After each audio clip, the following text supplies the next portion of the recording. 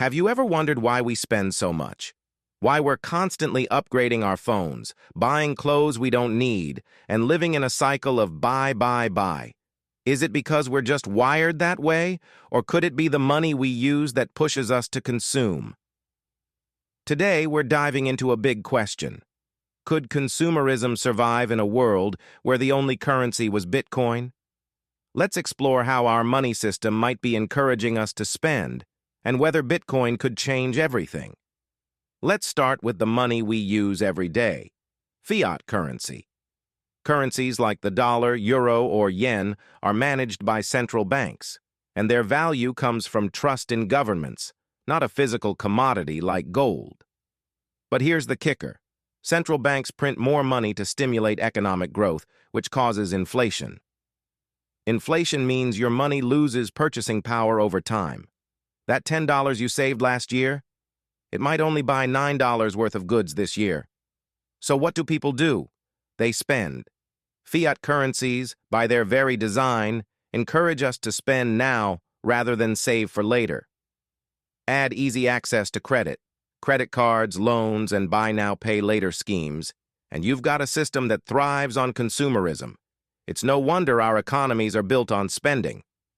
Now enter Bitcoin, a completely different kind of money.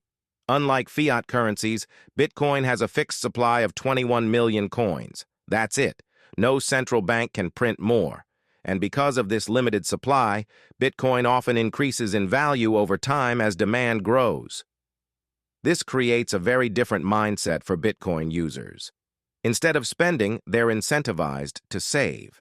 In fact, the Bitcoin community even has a term for this, hodling, which means holding on to Bitcoin for the long haul.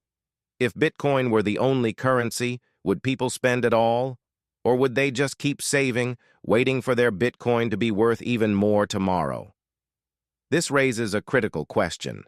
Could a consumer-driven economy, like the one we have today, even survive with Bitcoin as the only currency? Consumer spending fuels businesses, creates jobs, and drives growth. If everyone starts saving instead of spending, what happens to the economy? History gives us a clue.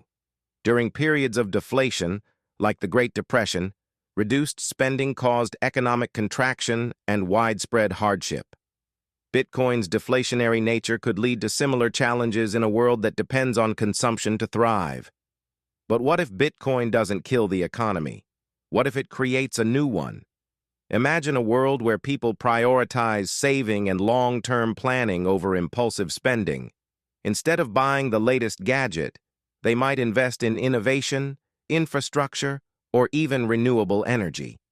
Maybe Bitcoin could shift us away from endless consumerism toward a more sustainable and balanced economy.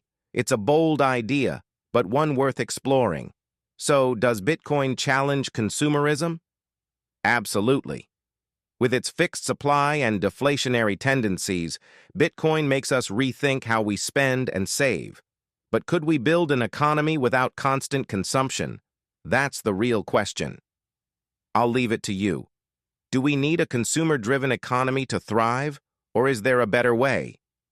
Let me know your thoughts in the comments below. And don't forget to like, subscribe, and hit the bell for more discussions on Bitcoin, money, and the future of our economy. Until next time, remember, the way we think about money might just shape the world we live in. See you soon.